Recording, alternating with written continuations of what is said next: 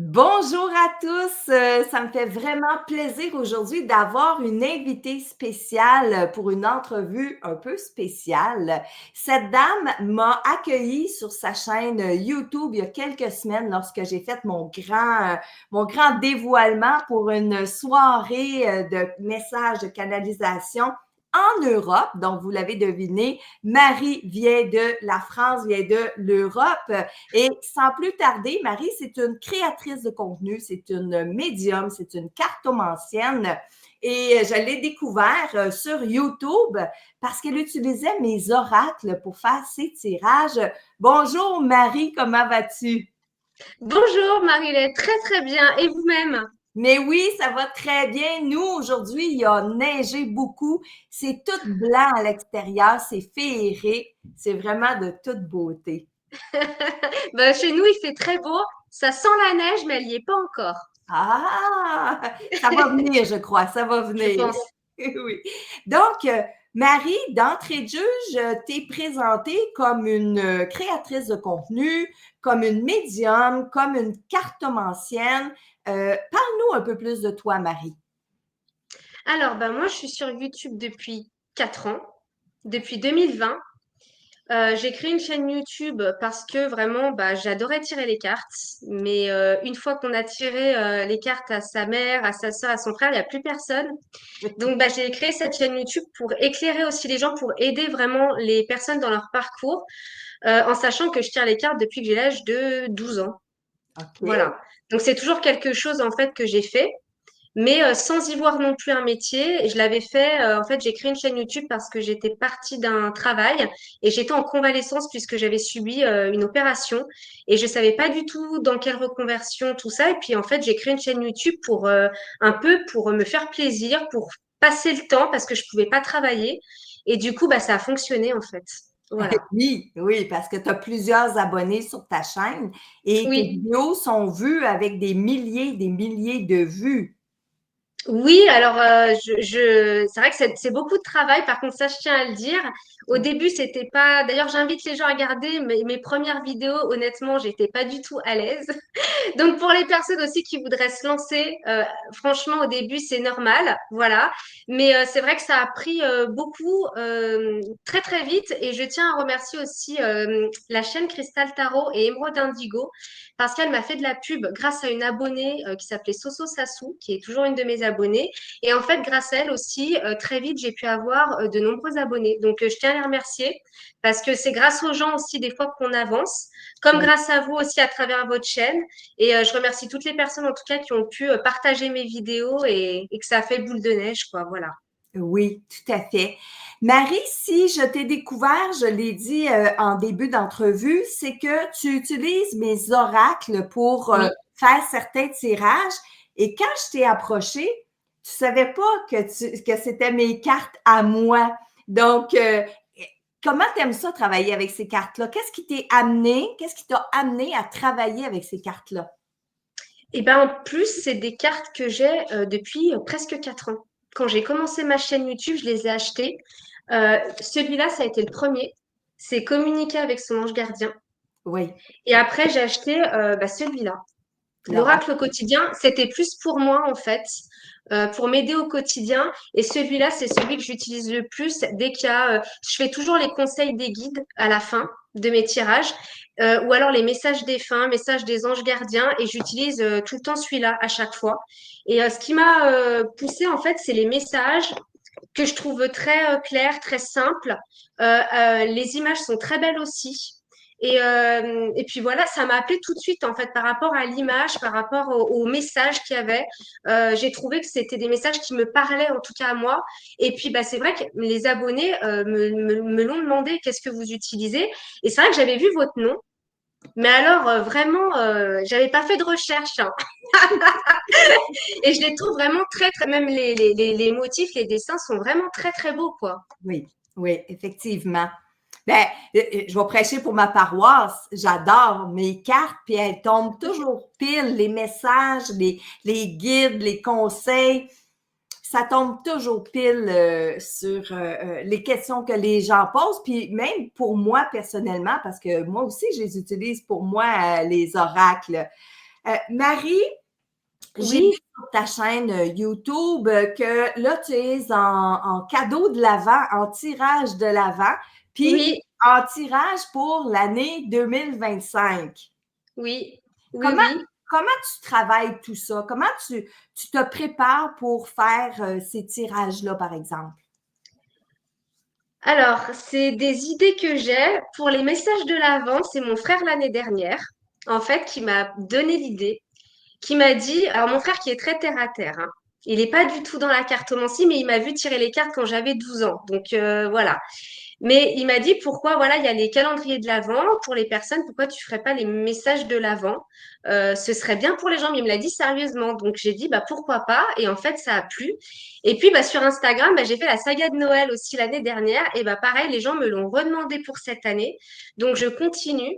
En fait, ça vient comme ça. Je pense que c'est bien de se renouveler, de trouver des nouvelles idées à chaque fois. Je suis moi-même créatrice de cartes. J'ai un tarot que je vais vendre certainement l'année prochaine, plus un autre oracle. Oui, Et du coup, c'est vrai que j'ai toujours plein d'idées. Et c'est des fois difficile d'ailleurs de tout mettre en place. Donc, ça demande de l'organisation. Ça demande d'être bien aussi carré, voilà, d'être organisé, de planifier les choses. Mais en fait, c'est les gens aussi, même les titres de tirage, c'est mes abonnés en fait des fois qui me demandent. Donc oui. voilà, j'écoute aussi les gens autour de moi en fait. Voilà. C'est bon. Alors là, on a parlé de la cartomancie beaucoup, beaucoup, puis j'aime ce terme-là, puis on l'oublie, hein, on l'entend de moins en moins, le terme cartomancienne, du moins ici au Québec, OK? Parce que toi, D'accord. tu es de la région de la France, hein, Marie, si je ne me trompe pas? Oui, oui. D'accord. Tu dis dans ton entrée de jeu médium et cartomancienne. Oui. Qu'est-ce qui se passe du côté de la médiumnité pour toi? Comment ça se passe pour toi, la médiumnité? C'est les ressentis. OK.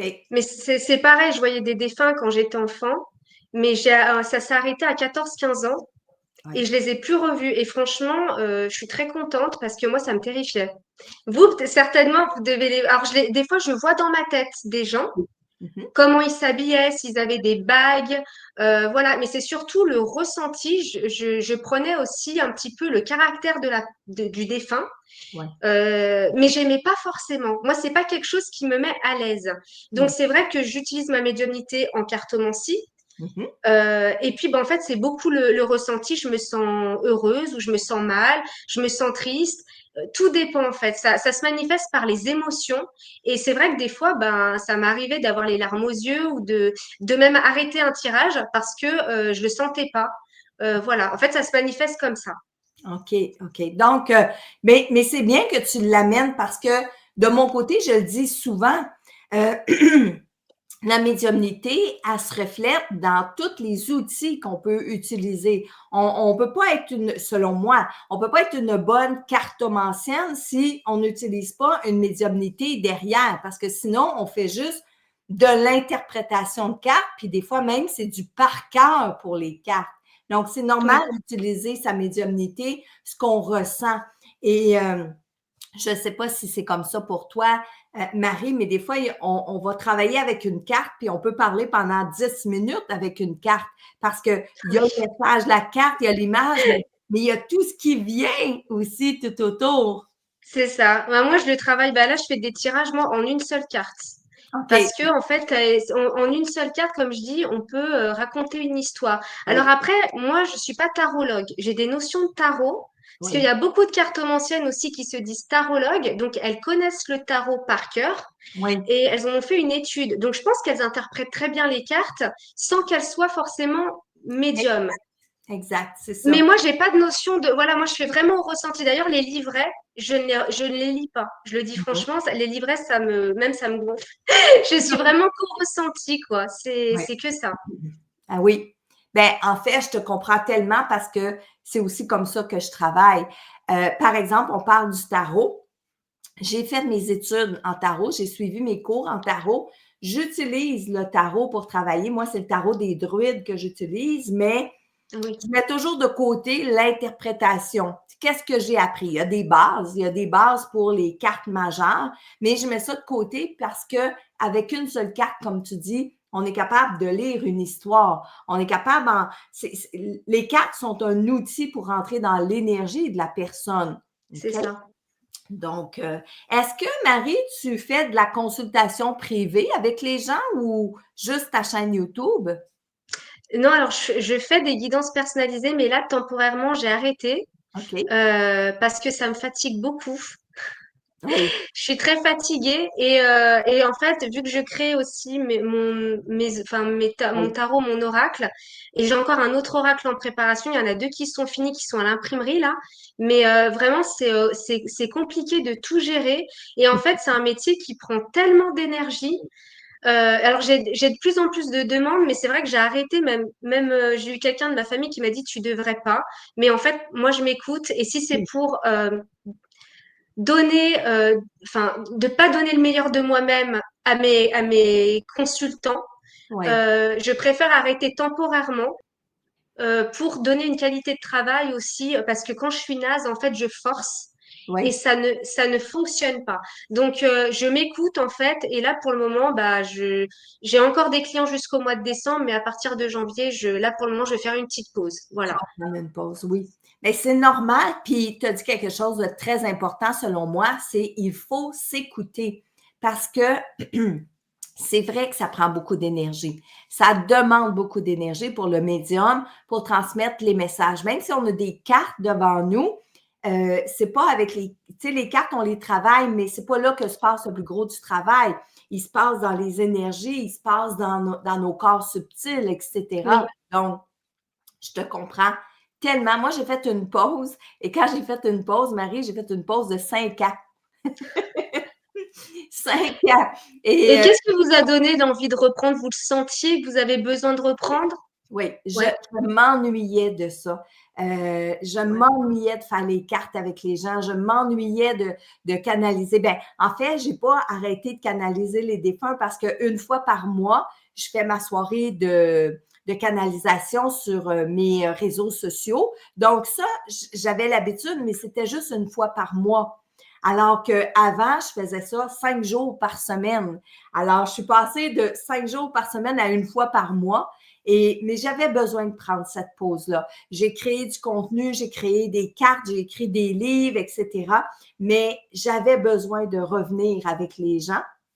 Et ben, j'ai pris une pause de 5 ans, je suis revenue. Là, ça fait environ un an là, que j'ai recommencé, mais j'en fais pas beaucoup, j'en fais une fois par semaine. Et pour le moment, c'est correct, ça me convient.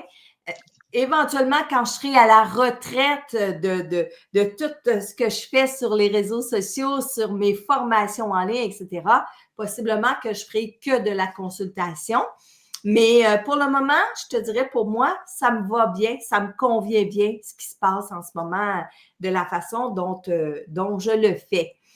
Marie, j'ai mis le lien sous notre vidéo pour que les gens Oui, puissent aller s'abonner à ta chaîne. merci beaucoup. Parce qu'il y a vraiment plein de beaux tirages. Moi, je fais un tirage d'oracle le mardi durant mes lives, mais toi, les gens, c'est vraiment des vidéos qui peuvent aller écouter à tout moment de la journée. Bon, de ce temps-ci, il y a ton message de l'avant, donc les gens peuvent avoir un message par jour. Oui. Puis, il y a tes prévisions, tes prédictions pour 2025 aussi qui sont sur ta chaîne YouTube. Est-ce que tu as quelque chose d'autre de spécial sur ta chaîne YouTube, Marie, aussi? Que tout le monde est le bienvenu. Ça, c'est le plus. Les hommes, les femmes, j'ai de plus en plus des messieurs aussi qui Ouais. s'ouvrent à la médiumnité, à la spiritualité. Donc, je trouve que c'est Oui. très bien. Et puis, moi, j'avais aussi quelques questions aussi à vous poser. Ben, je Voilà, suis parce ici. que vous êtes très riche de plein de choses. Vous avez justement écrit des livres, vous avez fabriqué, voilà, vous avez créé des oracles. J'aimerais savoir justement qu'est-ce qui vous a donné envie de créer déjà des oracles d'une part et après les livres. Dans un premier temps, ben, l'inverse s'est produit parce que j'ai commencé par écrire des livres en premier. Et la façon dont c'est arrivé, j'ai écrit mon premier manuscrit On est en 1995, OK? D'accord. Et en 1995, quand j'ai écrit mon premier livre, je l'avais mis sur une tablette à la maison chez moi. Et par la suite, j'ai laissé ça dormir. En 2003, j'ai fait un grand salon à Montréal et j'avais parmi mes exposants une personne qui est une maison d'édition, un homme qui avait sa maison d'édition. Donc, en 2004, il est venu vers moi, après le salon, il est venu vers moi et il me dit j'aimerais que tu écrives un livre. Et habituellement, c'est nous qui allons porter nos manuscrits de maison d'édition en Oui, édition, etc. Et là, moi, c'est venu cogner à ma porte, Monsieur Nadeau, et me dit Marilyn, j'aimerais ça que tu écrives un livre pour moi. Alors, j'ai repris mon livre qui était sur ma tablette en 1995. Je l'ai peaufiné, j'ai rajouté des choses, j'ai travaillé dessus et je lui ai remis. Et M. Nadeau, je me souviens, il m'avait dit bon, parfait, t'es pas connu, donc on va faire un tirage. Tant qu'à faire un tirage, on va faire un tirage de 3000 exemplaires. Et quand les 3000 se seront écoulés, on verra qu'est-ce qu'on fera à ce moment-là. Mais lui, dans sa tête, ça va prendre 2 ans, 3 ans, peut-être 4 ans avant d'écouler les copies. Et ce qu'il faut savoir aussi, c'est qu'au Québec, 3000 exemplaires, c'est un best-seller. Donc, mois d'octobre, mon livre sort et au mois de janvier, donc octobre, novembre, décembre, janvier, mon éditeur m'appelle et il commence à me dire mais t'es qui, toi? Comment ça, je suis qui, moi? Mais il dit les 3000 copies sont vendues, il faut réimprimer. Puis bon, fait que ça a parti comme ça. Mais je dois dire aussi qu'au Québec, à l'époque, en 2005, il n'y avait pas beaucoup de livres qui parlaient de la communication avec les personnes décédées, puis tout ça. Donc, j'avais un grand terrain de jeu. J'avais un grand terrain de jeu. Alors, mes livres ont commencé comme ça et vers les années 2015, je crois, si ma mémoire est bonne, je travaillais avec des cartes. Et là, j'avais le goût d'avoir mes cartes à moi. oui. Alors, j'ai proposé à ma maison d'édition d'avoir mes cartes et que s'ils disaient non, ben, j'allais me trouver une façon de moi les faire de mon côté à moi. Alors, ils ont dit non, non, non, non, on veut faire tes cartes, on veut faire tes cartes. Alors, les cartes sont arrivées comme ça parce que moi, je les voulais pour moi au début. Je voulais me créer des cartes. D'ailleurs, je m'étais fait des petites cartes en papier que j'utilisais dans mes consultations faites à la main, maison. Et là, j'ai dit non, non, je veux avec des belles images, des belles cartes et tout ça. Et la maison d'édition a créé les oracles. Aujourd'hui, j'ai 4 oracles qui sont édités, publiés. Le 5e est en train d'être corrigé.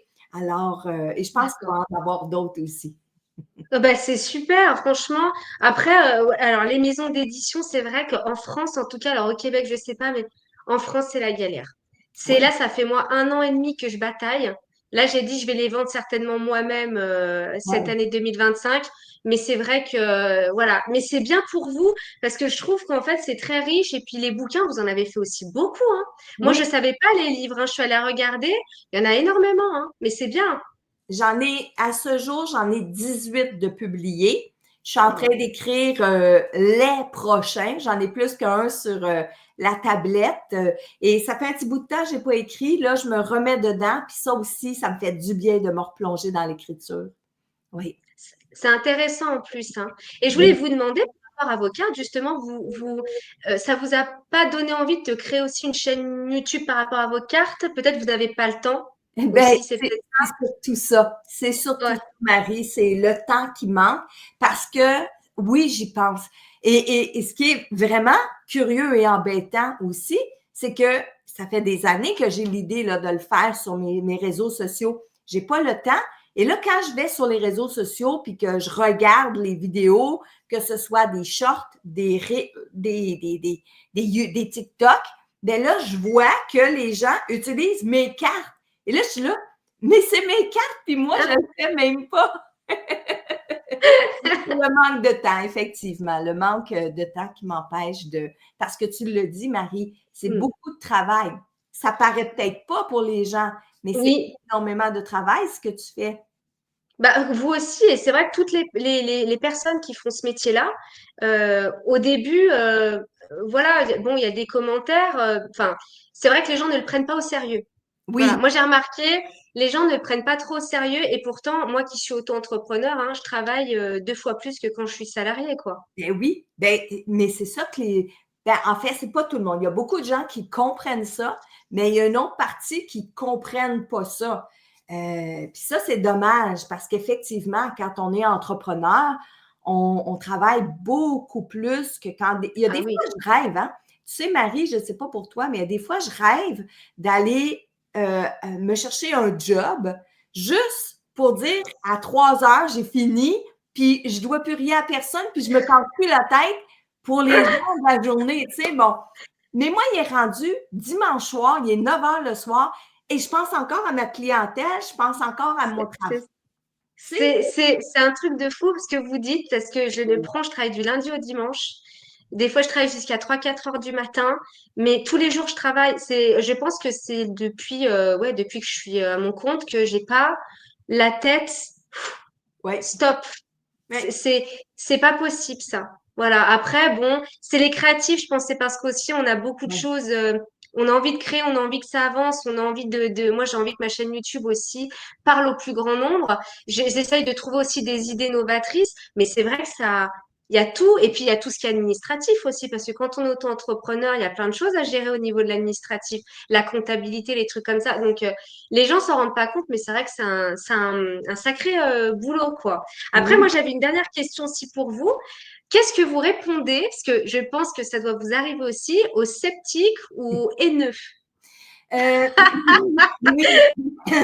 Disons que c'est drôle que tu me dises ça, Marie, parce que dernièrement, j'ai eu un message. J'avais publié une nouvelle photo de profil de moi. J'avais changé ma photo de profil. Bon, puis je mets ma photo de profil. Moi, je ne retouche pas mes photos, hein. Je mets mes Oui, photos, puis c'est comme ça. Je suis une personne authentique, je suis une personne naturelle. Bien, imagine-toi qu'il y a une personne qui a écrit en commentaire que je devrais me faire du botox et me faire arranger les dents. Mais j'ai tellement ri parce que je sentais pas que c'était justement haineux. Et la jeune fille, la photo, puis bon, est-ce que c'est un vrai compte? Est-ce que c'est un faux compte? On ne le sait plus aujourd'hui, hein? Mais ouais. la dame, la dame sur la photo, c'est justement une dame qui a beaucoup de botox. Selon moi, trop de botox. Et bon, cette fois-là, j'ai ri. J'ai ri, puis j'ai répondu que justement, je m'aimais au naturel et ça tombait bien parce que je venais d'un rendez-vous chez le dentiste et le dentiste m'avait dit wow, tu as une belle bouche. Ça m'arrive pas de voir ça à tous les jours. Puis moi, j'étais restée surprise parce que, voyons, un dentiste, ma bouche, pour moi, est bien ordinaire, là. Non, la dentiste, elle m'avait dit, non, non, tu as vraiment t'as une belle hygiène de bouche, etc., etc. Fait que, bon, moi, j'étais restée surprise. Fait que là, la personne de me dire ça. Alors, celui-là, je l'ai pris en riant. Les caractères haineux, j'essaie de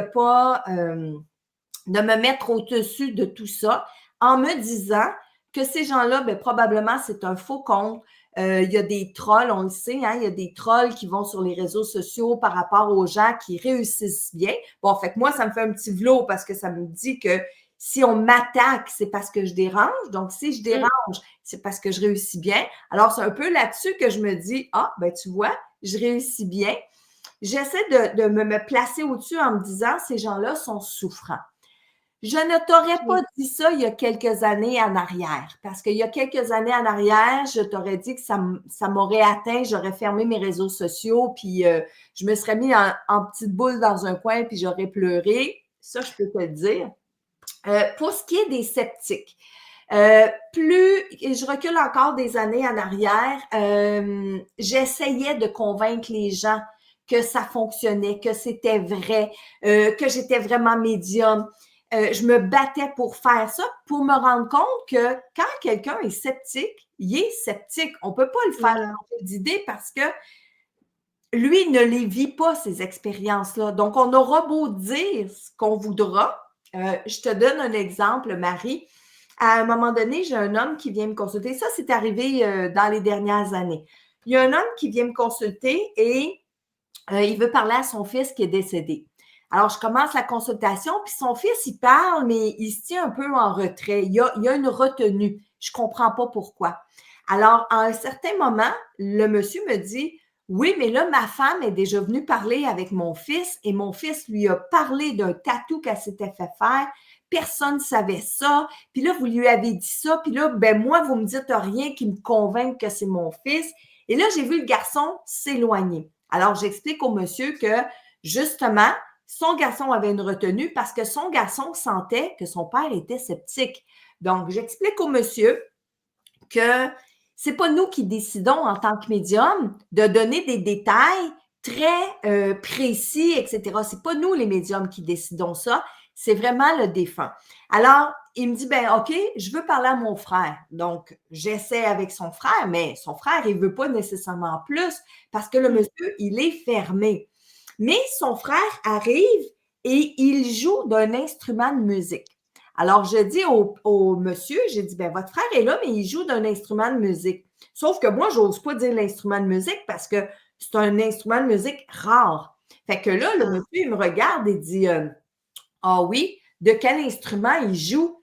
Alors, tu sais, j'aurais pu dire de la guitare, du piano, c'est des instruments qui sont comme naturels, habituels. J'ai dit, il joue de la cornemuse. Tu sais, entre toi et moi, de la cornemuse, tu Oui, vois pas ça partout?